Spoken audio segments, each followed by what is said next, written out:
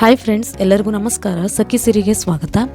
ಇವತ್ತು ಬಸಳೆ ಸೊಪ್ಪಿನ ಸಾಂಬಾರನ್ನು ಹೇಗೆ ಮಾಡ್ಕೊಳ್ಳೋದು ಅಂತ ನೋಡ್ಕೊಳ್ಳೋಣ. ತುಂಬ ರುಚಿಯಾಗಿರುತ್ತೆ ಈ ಸಾಂಬಾರು. ಇದಕ್ಕೆ ನಾನು ಮೊದಲಿಗೆ 1/4 ಕಪ್ನಷ್ಟು ಅಲಸಂದೆ ಕಾಳನ್ನು ತೊಗೊಂಡಿದ್ದೀನಿ. ಅದನ್ನು 2ರಿಂದ 3 ಸರಿ ತೊಳೆದ್ಬಿಟ್ಟು ಅದನ್ನು ನೆನೆಸಿಟ್ಕೊಳ್ತಾ ಇದ್ದೀನಿ. ಇದು ಪೂರ್ತಿ ರಾತ್ರಿ ನೆನೆಸಿಟ್ಕೊಂಡ್ರೆ ಚೆನ್ನಾಗಿ ಬೇಯುತ್ತೆ, ರುಚಿ ಕೂಡ ಚೆನ್ನಾಗಿರುತ್ತೆ. ಇಲ್ಲಾಂದರೆ 2 ಗಂಟೆ ನೆನೆಸಿಟ್ರು ಸಾಕಾಗುತ್ತೆ. ಹಾಗೆ ಒಂದು ಕಟ್ಟನಷ್ಟು ಬಸಳೆ ಸೊಪ್ಪಿನ ಕಟ್ಟನ್ನು ತೊಗೊಂಡಿದ್ದೀನಿ. ಅದನ್ನು ತೊಳೆಯೋದಕ್ಕೋಸ್ಕರ ಒಂದು ಪಾತ್ರೆಯಲ್ಲಿ ನೀರನ್ನು ಸೇರಿಸಿ ಸ್ವಲ್ಪ ಉಪ್ಪನ್ನು ಹಾಕಿಟ್ಕೊಂಡಿದ್ದೀನಿ.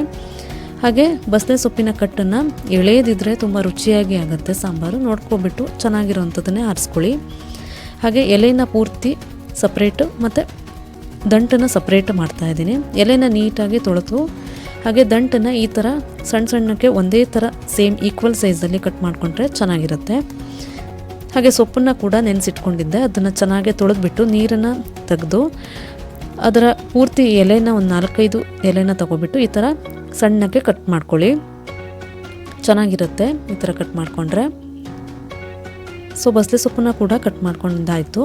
ಈಗ ಒಂದು ಕುಕ್ಕರಲ್ಲಿ ಬೇಯಿಸೋದಕ್ಕೆ ತೊಗೊಳ್ತಾ ಇದ್ದೀನಿ. ಅದಕ್ಕೆ ಮೊದಲಿಗೆ ಬಸಳೆ ಸೊಪ್ಪಿನ ದಂಟನ್ನು ಹಾಕಿಬಿಟ್ಟು ನಂತರ ಅಲಸಂದೆ ಕಾಳು ಹಾಗೆ ಒಂದು ಆಲೂಗಡ್ಡೆ ಆಪ್ಷನಲ್ಲು, ಒಂದು ಈರುಳ್ಳಿ, ಒಂದು ಟೊಮ್ಯಾಟೊನ ತೊಗೊಳ್ತಾ ಇದ್ದೀನಿ. ಹಾಗೆ ಮೇಲ್ಗಡೆ ಸೊಪ್ಪನ್ನು ಹಾಕಿ ಅದನ್ನು ಬೇಯಿಸ್ತಾ ಇದ್ದೀನಿ. ನಿಮಗೆ ಒಂದು ವೇಳೆ ಸಾರಿನ ಕನ್ಸಿಸ್ಟೆನ್ಸಿ ಬಂದುಬಿಟ್ಟು ದಪ್ಪ ಬೇಕು ಅಂತಂದರೆ ಸ್ವಲ್ಪ ಬೇಳೆನ ಸೇರಿಸ್ಕೊಳ್ಳಿ. ಹಾಗೆ ರುಚಿಗೆ ಸ್ವಲ್ಪ ಉಪ್ಪನ್ನು ಸೇರಿಸ್ತಾ ಇದ್ದೀನಿ. ಉಪ್ಪನ್ನು ಸೇರಿಸ್ಬಿಟ್ಟು ಇದಕ್ಕೆ 2 ಕಪ್ನಷ್ಟು ನೀರನ್ನು ಸೇರಿಸ್ಬಿಟ್ಟು ಬೇಯಿಸ್ಲಿಕ್ಕೆ ಇಡ್ತಾ ಇದ್ದೀನಿ. ಇಲ್ಲಿ ನೀರಿನ ಪ್ರಮಾಣ ನಿಮಗೆ ಸ್ವಲ್ಪ ಜಾಸ್ತಿ ಬೇಕಾದರೆ ತೊಗೋಬೋದು. ಏನಂತಂದರೆ ಇದನ್ನು ಬೇಯಿಸಿದ ಮೇಲೆ ಮಕ್ಕಳಿಗೆ ಇದನ್ನು ಸೂಪ್ ಥರ ಆ ಥರ ಕೂಡ ಕೊಡ್ಬೋದು, ಚೆನ್ನಾಗಿರುತ್ತೆ. ಸೊ ಇದನ್ನು 2 ವಿಷಲ್ ಮಾಡ್ತಾಯಿದ್ದೀನಿ ಎಳೆದಾಗಿರೋದ್ರಿಂದ. ನಿಮಗೆ ಒಂದು ವೇಳೆ ಬಲ್ತಿರೋದು ಬಸಳೆ ಸೊಪ್ಪು ಆಗಿದ್ದರೆ 3 ವಿಷಲ್ ಮಾಡ್ಕೊಳ್ಳಿ. ಸೊ ಚೆನ್ನಾಗಿ ಬೆಂದಿದೆ. ಈಗ ಈ ಟೈಮಲ್ಲಿ ನೀಟಾಗಿ ಒಂದ್ಸರಿ ಮಿಕ್ಸ್ ಮಾಡಿಬಿಟ್ಟು ನೋಡ್ಕೊಳ್ಳಿ ಅದು ಚೆನ್ನಾಗಿ ಅಲಸಂದೆ ಕಾಳು ಮತ್ತು ದಂಟು ಚೆನ್ನಾಗಿ ಬೆಂದಿದೆಯಾ ಅಂತ ಹೇಳಿಬಿಟ್ಟು. ಸೊ ಈಗ ಅಲಸಂದೆ ಕಾಳು ಮತ್ತು ದಂಟು ಎರಡೂ ಚೆನ್ನಾಗಿ ಬೆಂದಿದೆ. ನೀರು ಸಮೇತವಾಗಿ ನಾನು ಒಂದು ಪಾತ್ರೆಯಲ್ಲಿ ಮಕ್ಕಳಿಗೋಸ್ಕರ ತೆಗೆದಿಡ್ತಾ ಇದ್ದೀನಿ. ಸೂಪ್ ಥರ ಕುಡಿಲಿಕ್ಕೆ ಕೊಡ್ಬೋದು. ಸೊ ಉಳಿದಿದ್ದನ್ನು ಪೂರ್ತಿಯಾಗಿ ಇನ್ನೊಂದು ಪಾತ್ರೆಗೆ ಶಿಫ್ಟ್ ಮಾಡ್ತಾ ಇದ್ದೀನಿ. ಪೂರ್ತಿ ಬೆಂದಿರೋವಂಥ ಬಸಳೆ ಸೊಪ್ಪು ಮತ್ತು ತರಕಾರಿ. ಸೊ ಒಂದು ಮಸಾಲ ರೆಡಿ ಮಾಡೋದಕ್ಕೋಸ್ಕರ ನಾನು ಇಲ್ಲಿ ಕಾಯಿಯ ಪ್ರಮಾಣ ಸ್ವಲ್ಪ ಜಾಸ್ತಿ ಹಾಕಿದರೆ ಸಾಂಬಾರು ತುಂಬ ರುಚಿಯಾಗಿ ಬರುತ್ತೆ. ಸೊ 1.5 ಕಪ್ನಷ್ಟು ತೆಂಗಿನಕಾಯಿ ತುರಿನ ತೊಗೊಂಡಿದ್ದೀನಿ. ನಾನು ಬೇಳೆನ ಸೇರಿಸ್ತಾ ಇಲ್ಲ. ಸೊ ಕನ್ಸಿಸ್ಟೆನ್ಸಿ ಕೂಡ ಚೆನ್ನಾಗಿರುತ್ತೆ. ತೆಂಗಿನಕಾಯಿ ತುರಿ ಹಾಕಿದಷ್ಟು ರುಚಿ ಕೂಡ ಚೆನ್ನಾಗಿರುತ್ತೆ. ಸೊ ಒಂದು ಅರ್ಧ ಈರುಳ್ಳಿನ ಹಾಕ್ತಾಯಿದ್ದೀನಿ, ಫ್ರೈ ಮಾಡಿರೋದಲ್ಲ. ಹಾಗೆ ಒಂದು 4-5 ಬೆಳ್ಳುಳ್ಳಿಯ ಹೆಸರನ್ನು ಸೇರಿಸ್ತಾ ಇದ್ದೀನಿ. ಹಾಗೆ ಇದಕ್ಕೆ ಸ್ವಲ್ಪ ಅಚ್ಚ ಖಾರದ ಪುಡಿನ ಸೇರಿಸ್ತಾ ಇದ್ದೀನಿ. ಖಾರ ನಿಮಗೆ ಎಷ್ಟು ಬೇಕು ಅಂತ ನೋಡ್ಕೊಬಿಟ್ಟು ಸೇರಿಸ್ಕೊಳ್ಳಿ. ಸ್ವಲ್ಪ ಧನಿಯಾ ಪುಡಿ ಪ್ರಮಾಣ ಕೂಡ ಅಷ್ಟೇ ಒಂದು 2 ಟೀ ಸ್ಪೂನ್ ಅಷ್ಟು ತೊಗೊಳ್ತಾ ಇದ್ದೀನಿ. ನೀವು ನೋಡ್ಕೊಬಿಟ್ಟು ಹಾಕ್ಕೊಳ್ಳಿ. ನಂತರ ಸ್ವಲ್ಪ ಅರಿಶಿಣದ ಪುಡಿನ ಸೇರಿಸ್ತಾ ಇದ್ದೀನಿ.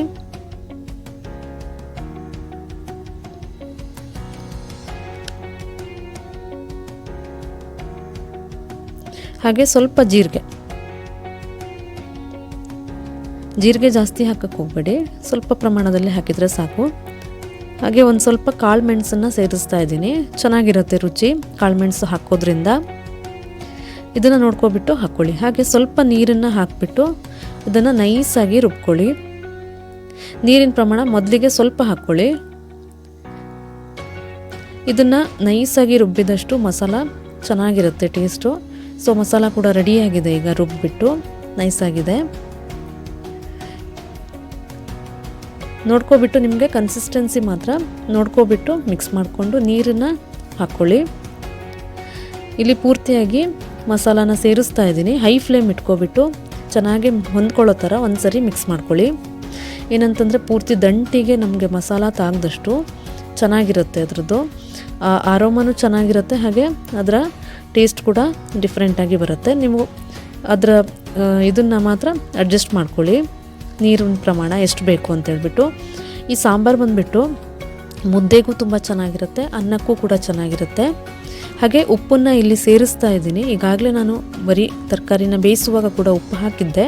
ಮಸಾಲ ಸೇರಿಸಿದ ಮೇಲೆ ನಿಮಗೆ ಎಷ್ಟು ಪ್ರಮಾಣದಲ್ಲಿ ಬೇಕು ಅಂತೇಳಿ ನೋಡಿಬಿಟ್ಟು ಹಾಕ್ಕೊಂಡು ಹತ್ತತ್ರ ನೀವು ಹೈ ಫ್ಲೇಮ್ ಇಟ್ಕೊಂಡು 8ರಿಂದ 10 ನಿಮಿಷ ಕುದಿಸಿ. ಹಾಗೆ ಪೂರ್ತಿ ಮುಚ್ಚಳನ ಮುಚ್ಚೋಕ್ಕೆ ಹೋಗಬೇಡಿ, ಉಕ್ಕು ಬರೋವಂಥ ಚಾನ್ಸಸ್ ಇರುತ್ತೆ. ಸೊ ಚೆನ್ನಾಗಿ ಕುದೀತಾ ಇದೆ. ಚೆನ್ನಾಗಿ ಕುದ್ದಷ್ಟು ಅದರ ಒಂದು ಆ ಮಸಾಲದ ಪೂರ್ತಿ ಇದನ್ನು ಘಮ, ಬಸಳೆ ಸೊಪ್ಪಿನ ಘಮ ಚೆನ್ನಾಗಿರುತ್ತೆ. ನೋಡ್ಕೊಬಿಟ್ಟು ಚೆನ್ನಾಗಿ ಕುದಿಸಿ. ಸೊ ಸಿಂಪಲ್ಲಾಗಿ ಈಸಿಯಾಗಿ ಬಸಳೆ ಸೊಪ್ಪನ್ನು ಸಾಂಬಾರು ಮಾಡೋದು ಹೇಗೆ ಅಂತ, ಇದನ್ನು ರೊಟ್ಟಿ ಅಥವಾ ರಾಗಿ ಮುದ್ದೆ ಅನ್ನದ ಜೊತೆ ಸರ್ವ್ ಮಾಡಿದರೆ ತುಂಬ ಚೆನ್ನಾಗಿರುತ್ತೆ. Thank you.